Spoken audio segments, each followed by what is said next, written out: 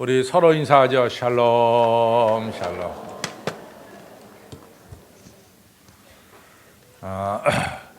어느덧 우리가 이제 2012년도 추수감사주일을 한 주일 앞에 두게 됐습니다. 내일부터는 우리가 특별 새벽 기도회로 모이게 되는데, 아무쪼록 우리 모두 이번 이 추수감사절 절기에 하나님께서 베푸신 은혜를 다 깨닫고 우리 감사함격하는 우리 모두 되시기를 주님의 이름으로 축원합니다.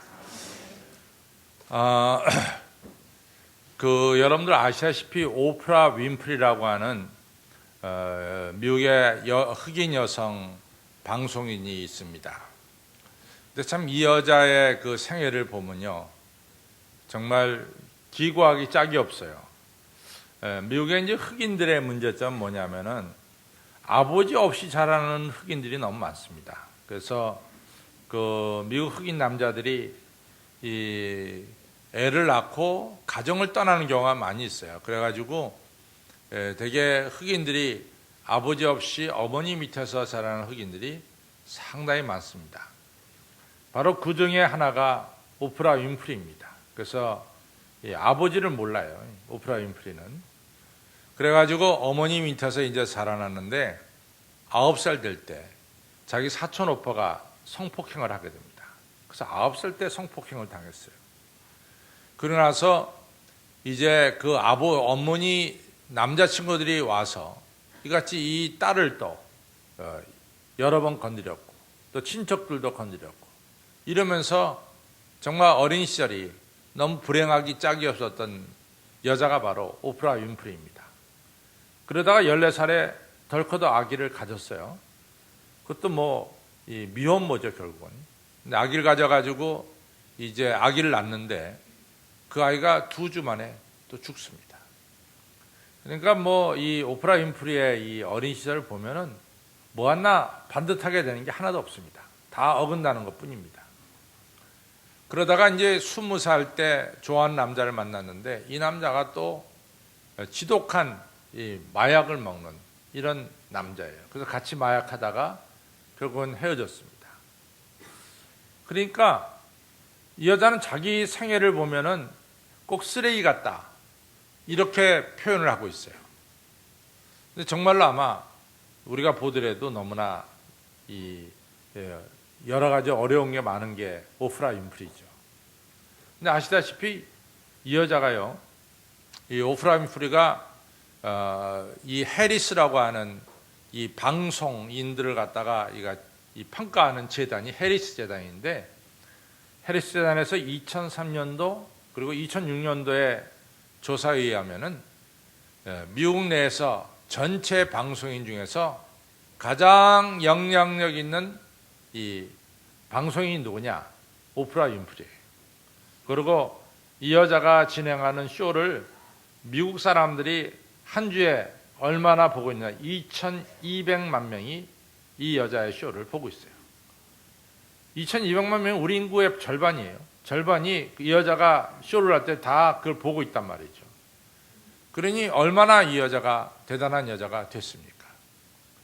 근데 이 여자가 자기의 생애에 대해서 글을 쓰면서 자기가 이렇게 변화된 것에 대해서 이야기합니다. 그것은 뭐냐면은, 자기는 아무리 보더라도 자기 인생은 꼭 쓰레기 같은 인생이지만은, 그러나 이 쓰레기 더미 속에서도 하나님께 감사할 일이 있지 않겠느냐, 이렇게 해서 생각하고 하루에 무슨 일이 있어도 한 5가지 정도는 내가 감사 이유를 적어서 감사해야 되겠다, 이렇게 마음을 먹었다는 거죠. 그래서 매일같이 감사 일기를 쓰기 시작합니다. 그 한 예를 들면, 하나님, 오늘 참 날씨가 맑습니다. 그리고 하나님, 푸른 하늘을 주셔서 너무 감사합니다. 제 마음도 푸르러지네요. 이러면서 너무 일상에서 일어나는 소소한 일들, 그 속에서 감사의 이 조건들을 발견해서 일기를 써내라기 시작했어요. 또 한 가지 예는, 하나님, 오늘 토스트가 너무 맛있게 구워졌습니다. 바삭바삭합니다. 오늘 아침 너무 맛있게 먹었습니다. 이런 너무나 우리 생활 속에서 쉽게 일어나는 일들을 이같이 하루에 5개씩 꼭 써서 일기를 써나가기 시작했다고 합니다. 근데 그 여자가 대답하는 게 뭐냐? 나의 인생이 역전된 것이 어디 있느냐? 역전. 정말 인생 역전 아니에요. 이 9살 때 성폭행 나오고 아버지도 없이 자라고. 이 여자가 인생이 역전된 것이 어디 있느냐? 그것은 제가 하루에 5가지 감사의 조건을 발견해서 감사일기를 쓰면서부터 제 인생은 바뀌었습니다. 이거예요. 정말 그 여자는 어디를 보나 인생이 역전된 기미가 보이지 않았지만은 감사일기를 쓰면서부터 인생이 역전됐다. 이런 이야기를 하는 거죠. 여러분들 빅토르 프랭클이라고 하는 이 meaning of life, 삶의 의미를 이제 찾는 그런 심리학자죠. 근데 이제 빅토르 프랭클이 1942년 9월에 이제 나치 수용소에 갇히게 됩니다. 그때 이제 자기 아내와 부모가 나치 수용소에서 이제 다 죽었어요. 그리고 이 사람은 용케도 죽지 않고 나와서 이 의미 심리학이라고, meaning of life라고 하는 의미 심리학으로 세계에 많은 영향을 미친 이러한 위대한 학자가 됐습니다. 근데 이분이 여하튼 이 나치 수용소에 있으면서 정말 살아남기 어려운 그런 지경이죠. 동료들이 가스실로 들어가고, 또 여러분 참 이 독일이 저지른 일은 굉장히 정말 많죠. 사실은 이 독일이 아마 세계에서 제일 많이 약을 파는 나라 중에 하나가 독일일 겁니다. 그 독일 제약회사가 세계에서 제일 가는 제약회사다 그래요.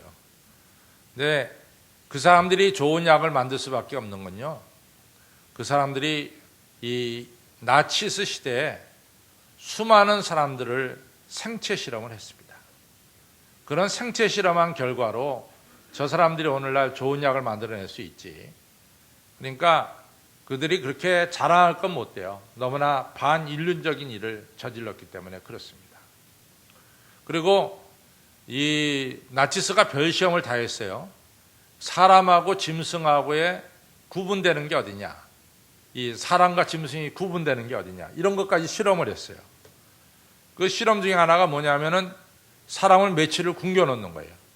안 먹이는 거지. 안 먹이고 나서 이 어떤 방에 한 30명이 같이 수용돼 있다면은 이 사람들 똑같이 한 며칠을 굶겨놓는 거예요. 그래서 굶긴 다음에 빵 하나를 딱 던집니다. 그러면은 이 굶었던 30명이 빵 먹겠다고 서로 아우성거리며 다투는 거예요. 그러면서 이제 리포트를 쓰기를 뭐냐, 사람은 굶겨놓으면은 짐승과 사람이 구분이 없다. 뭐 이런 걸 써대고 그러는 거죠. 그러니까 나치스들은 이 수용소에 있는 사람을 사람 취급을 안 한 거예요.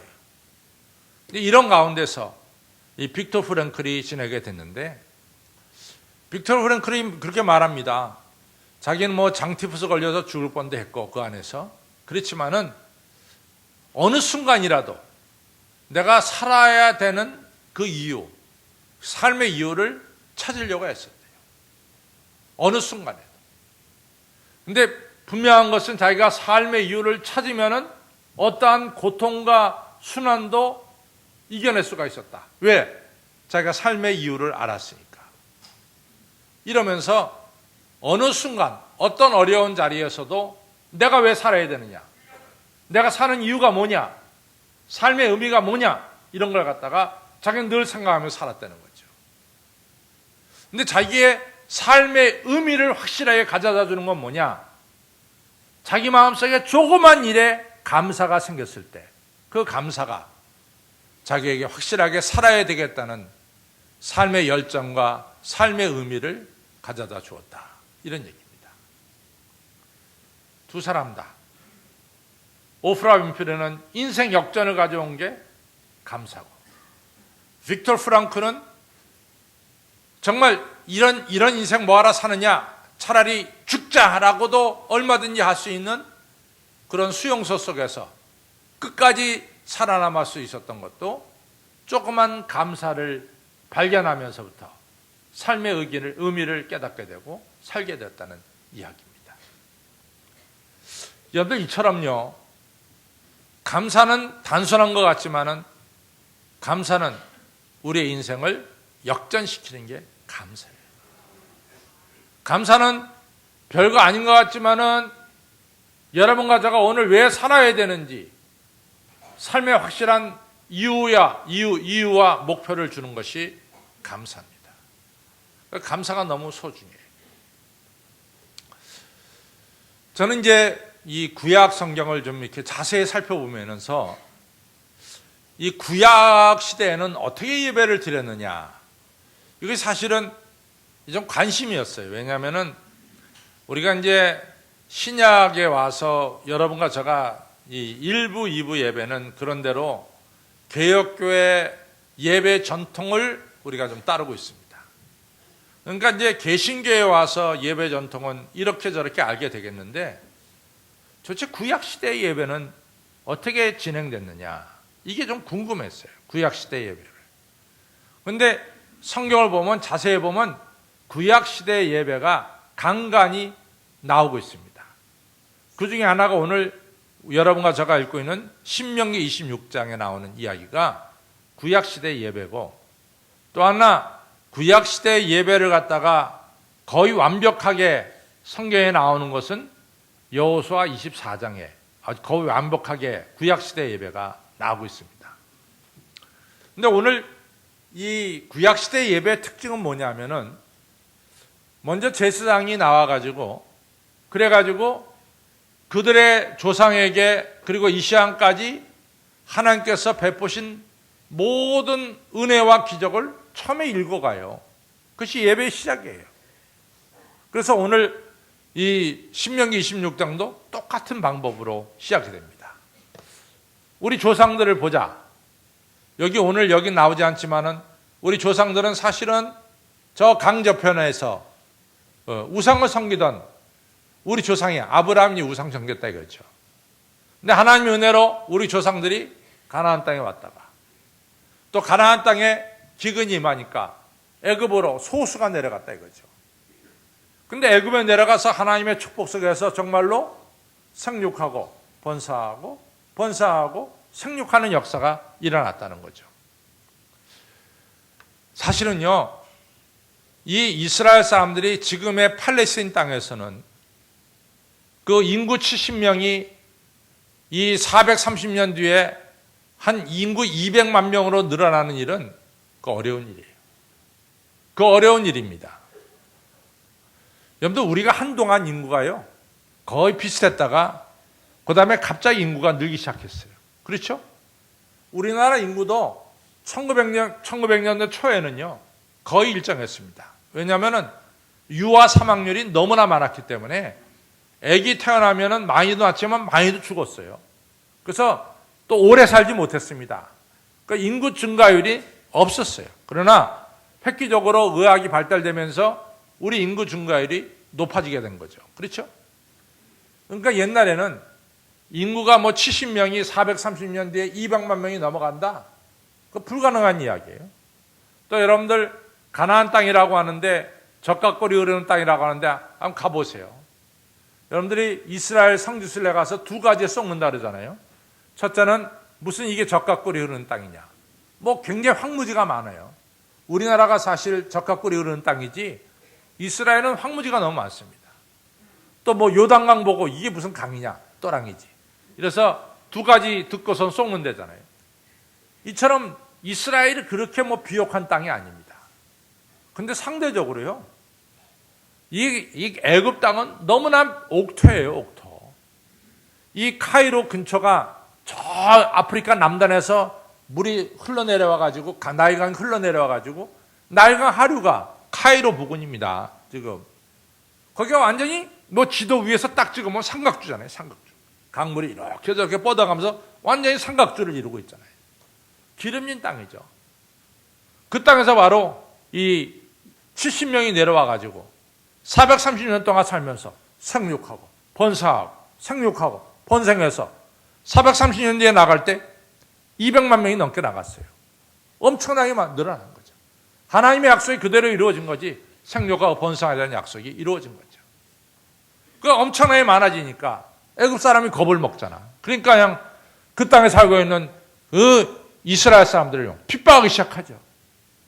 그래가지고 하나님께 불의했더니 하나님께서 들어주셔서 그 많은 백성들을 출애굽시키고 홍해바다를 건너서 그 다음에 광야, 정말로 이 사람이 살 수 없는 광야에 매일같이 만나와 메추라기를 먹여주셔서 오늘 이 자리 요단강만 건너면은 이제는 이 약속의 땅 가나안 땅에 들어가는 이 바로 이 자리 유아 평지까지 하나님께서 인도해 주셨다.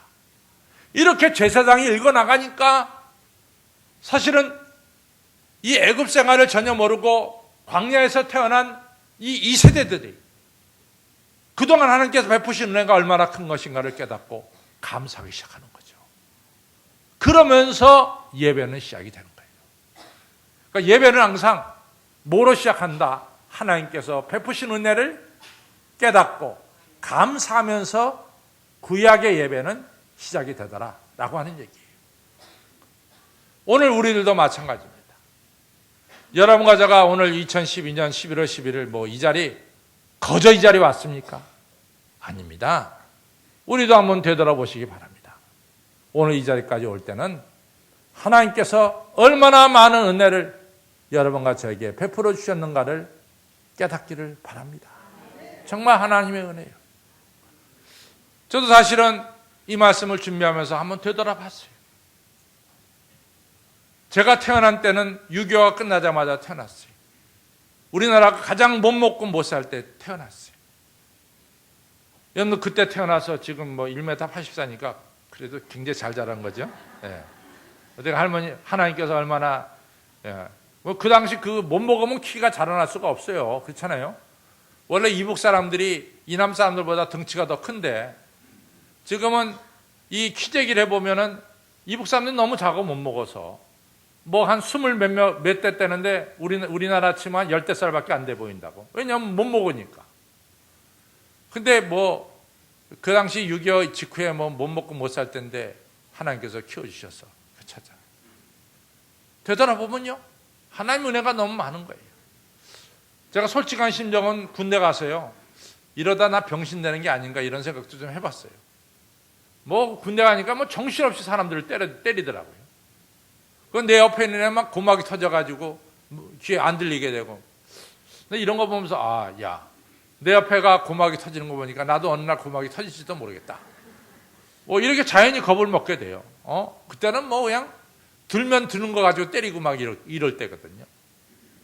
그러니까 그러다가 또 정말 하나님의 은혜로 제대 잘해가지고 이게 오늘 이같이 브라질에서 미국으로, 미국에서 한국으로 되돌아보면은 하나님의 은혜가 얼마나 큰지 모릅니다.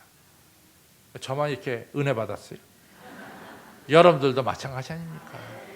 여러분들은 대단한 옛날 말로 통뼈가 돼가지고 여러분도 스스로 잘나가지고 오늘 이 자리까지 왔습니까? 아니잖아요. 바로 이 은혜를 깨닫고 기억하면서 예배가 시작된다 그 말이에요. 은혜를 깨닫고 감사하면요. 우리 안에 첫째 기쁨이 넘치게 됩니다. 기쁨이 넘치게 되는 거예요. 그런데 은혜를 깨닫지 못하면 마음속에 기쁨이 없어요. 실제로. 은혜를 깨달아야만이 기쁨이 있는 거죠. 여러분들 아시다시피 이 광야라고 하는 것은 사람이 살기 어려운 데가 광야 아닙니까? 근데 하나님께서 이스라엘 백성들에게 정말 이 광야에서 먹고 살 수 있을 정도로 매일같이 만나와 메추라기를 내려주시고 그리고 바위를 쳐서 물을 주셨어요. 정말 그 옛날에 광야 200만 명이 넘는 사람들이 광야에서 40년 지낸다. 기적과 같은 얘기 아닙니까? 기적과 같은 얘기. 제가 이제 이 1900년 아마 90 몇 년도에 우리 집사람과 같이 성지를 가게 됐는데 그때 이제 맨 처음에는 이 시나이 반도를 통과할 때 북쪽 길로 해서 내려와서 시내산 들렸다가 그 엘라스로 가기로 이렇게 코스가 정해졌어요. 그래서 이제 카이로에서 차를 탔습니다. 이 차 타고 가는데 기사가 갑자기 이 코스를 바꿔야 되겠대요.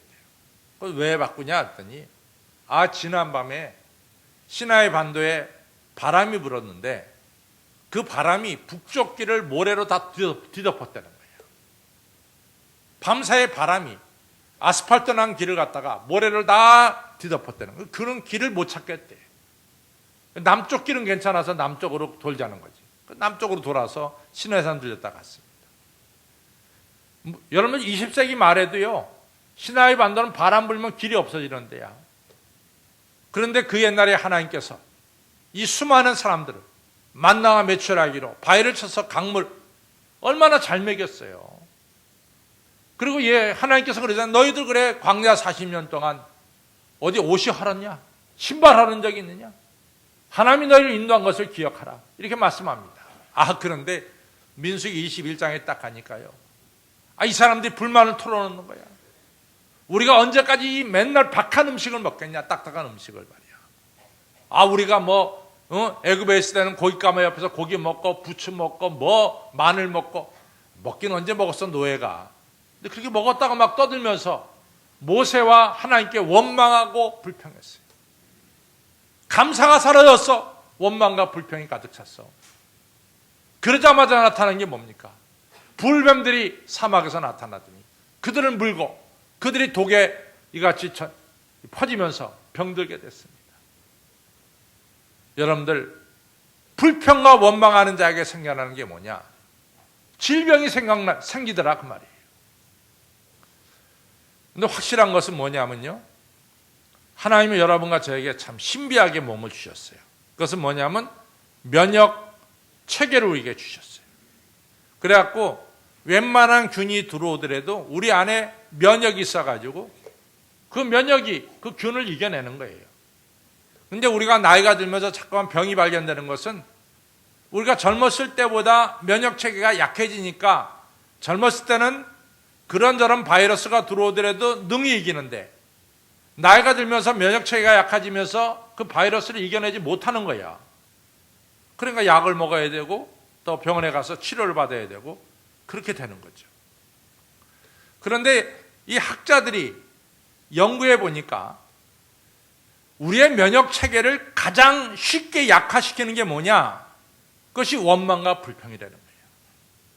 원망과 불평하는 사람치고 면역 체계가 강한 사람이 없다는 거지. 그러나 상대적으로 여러분과 저의 삶 속에 감사로 하나님께 찬양하는 자에게는 우리 안의 면역 체계가 강해진다는 거예요.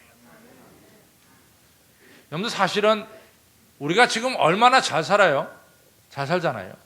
그런데 우리가 참 안타까운 사실은요, 우리나라가 OECD 국가가 34개 국가인데 34개 국가 중에서 자살률 1위가 우리나라입니다. 2011년도에 작년도에 조사를 해보니까 하루 평균 43.6명이 자살했어요. 하루 평균 43.6명이에요. 그러니까 한 시간에 거의 2명씩 지금 자살하고 있다는 얘기예요. 한 시간에 43.6명. 그럼 다른 국가보다 몇 배냐? 2.6배가 높대요. 우리나라 2.6배가. 그러니 가만히 보면요, 거의 다 우울증에서 이게 시작되거든요. 우울증은 어디에 원인이 되느냐? 감사가 없이 불평과 원망이 가득 찰 때 우울증, 좌절감, 무력감, 이런 것들이 나타난 거라고요. 여러분들, 감사가 얼마나 소중한지 모릅니다. 사도행전 16장에 보면은 사도 바울과 신라가 빌립보에 가서 복음 전하다가 귀신 들린 아이 하나 고쳐주잖아요. 걔 고쳐졌다고, 좋은 일 했다고 매를 맞잖아요. 얼마나 두들겨 맞았는지 한참 두들겨 맞고 그 다음에 지하 감옥에 갇혔어요. 그래서 정신 차리고 바울과 신라가 제일 먼저 한 일이 뭐냐? 감사했어요. 감사하니까 어떤 일이 벌어집니까? 옥문이 열린 거예요. 옥문이 열린데도 감사는 옥문을 열게 하고 원망과 불평은 우리 면역 체계를 무너뜨리는 거예요. 이게 얼마나 감사가 중요해요. 저 따라 감사는 닫힌 문을 열게 하고 불평과 원망은 열린 문을 닫히게 만든다. 그게 원망과 불평이야. 감사가 얼마나 소중한지 모릅니다. 감사가 정말 소중해요. 여러분들, 우리가 누가복음 17장에 보면 예수님께서 10명의 문둥병자를 고치셨어요. 10명이. 그리고 와서 감사한 것은 사마리아 사람 1명 감사했어요. 나머지 9명 감사하지 않았어요. 저는 예수님께서 그렇게 아주 노골적으로 섭섭함을 표시한 것은 나 별로 성경에서 보지 못했어요. 예수님 노골적으로 표시합니다. 도대체 나머지 9명은 어디 갔냐? 10명이 다 문둥병에서 고침받지 않았느냐? 감사하러 온 자는 너밖에 없냐? 이방인 너 사마리아 사는 너밖에 없냐? 9명은 육신이 건강해졌는데 하나님 예수님께 와서 고쳐주신 예수님께 와서 감사하지 않았어요. 그러나 사마리아 사람은 와서 감사했어요. 예수님이 놀라운 축복하죠. 내 믿음이 너를 구원했다. 너는 육신도 건강하고 영혼도 건강하고 네 앞날은 천국 백성이다 말이죠. 여러분들, 우리가 살면서요, 육신이 뭐 한두 군데 아파도 괜찮아. 영혼이 건강하면 되는 거예요. 근데 뭐 육신은 멀쩡한데 정신이 틀려 먹었어? 정신이 잘못됐어요. 얼마나 골칫거리입니까? 이게 핸들할 수도 없어요. 힘이 세가지고, 육신은 건강해가지고, 정신은 틀려 먹어가지고. 여러분들, 우리 주님께서는 감사하는 자에게 육신도 건강을 주시고 우리의 영혼도 강건함을 주시는 줄 믿으시기를 바랍니다. 역대하 20장에 보면요, 이 전쟁이 일어났는데 이 전쟁이 여호사밧 왕 때인데 글쎄 모압, 암몬, 마온 세 국가 연합해서 예루살렘을 쳐들어오는 거예요. 참나, 한 나라도 아니고 세 나라예요.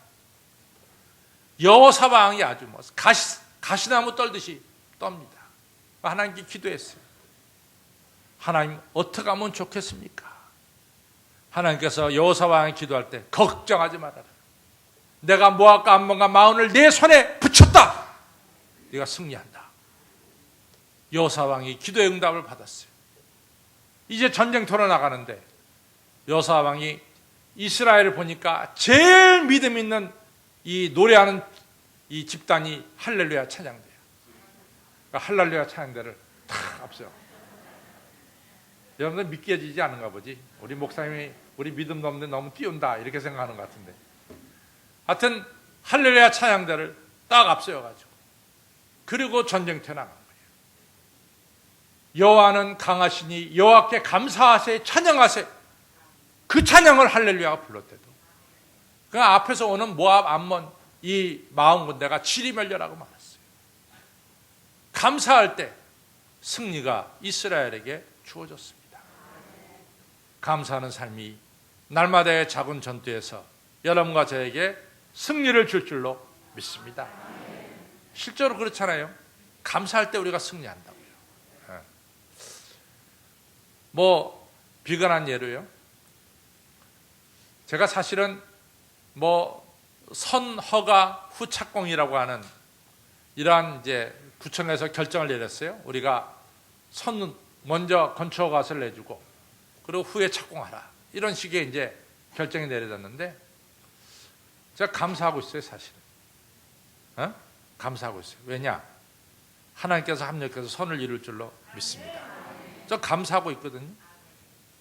그러니까 제가 그 사람들 보면은, 그래 니네 마음대로 됐으니까 한번 잘해봐라. 우린 정말 이것이 하나님의 뜻으로 생각한다. 그러니까 제 마음에 여유가 생기고 편안해지고, 그게 승리 아니겠어?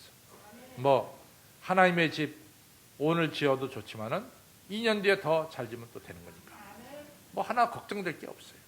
더 잘 준비해서 짓지 뭐, 이왕이면 뭐 그렇게 생각하면 되는 거라고요. 여러분들, 감사가 우리에게 승리를 가져다 줍니다. 그리고 감사하는 자가 하나님을 영화롭게 한다 그랬어요. 여러분과 제가 하나님께 감사할 때 하나님의 하나님께 영광을 돌리는 거지. 그리고 그 영광이 나한테 비춰지는 거야. 우린 영광의 하나님 받을 영광의 그림자를 받는 거지. 그래서 나도 영광의 이 사람이 되는 거죠. 모세가 하나님께 영광을 드렸잖아. 그러니까 모세가 하나님께 영광을 드리니까 그 영광이 하나님께 갔다가 반사가 된 거야, 모세한테. 그러니까 모세 얼굴이 빛나는 거야. 여러분과 저도 똑같아. 하나님의 영화롭게 하면요, 우리가 올린 영화가 하나님께 갔다가 조금 반사가 되는 거지. 우리가 그 반사를 받아갖고 영광스러운 존재가 된대도. 그래서 감사의 유익은 이루 말할 수가 없습니다. 오프라 윈프리는 인생 역전을 가져왔고, 그 다음에 빅토르 프랭클은 죽을 자리에서 살게 되었고, 그리고 우리가 여러분과 저가 감사할 때 우리 안에 면역 체계가 강해지는 거예요. 질병을 이길 수가 있게 되는 거지. 얼마나 감사한지 모릅니다. 여러분과 저가 감사할 때 기쁨이 넘치고, 여러분과 저가 감사할 때 영육이 강건해지고, 여러분과 저가 감사할 때요, 우리가 하나님의 영광을 힘입는 영광스러운 존재가 되고, 우리 삶 속에 작은 전쟁에도 승리를 거두는 하나님의 사람이 되는 것입니다. 아무쪼록 다시 한번 받은 바 은혜를 깨닫고 감사하는 여러분 모두가 되시기를 주님의 이름으로 축원합니다. 기도하겠습니다. 거룩하시고 자비로우신 하나님, 추수감사주의를 한 주일 앞에 두고 저희들이 받은 바 은혜를 깨닫고 다시금 감사하는 저희들의 마음 될 수 있도록 성령님 인도하여 주옵소서. 오늘 우리가 이 자리에 온 것은 다 하나님의 은혜입니다. 지금까지 지내온 것 주의 크신 은혜임을 다시 한번 깨닫고, 주님 감사합니다. 나의 나 된 것은 오로지 주님 은혜뿐입니다. 감사하는 저희들 모두가 되게 하여 주옵소서. 감사하며 예수님 이름으로 간절히 기도를 싸움나이다. 아멘.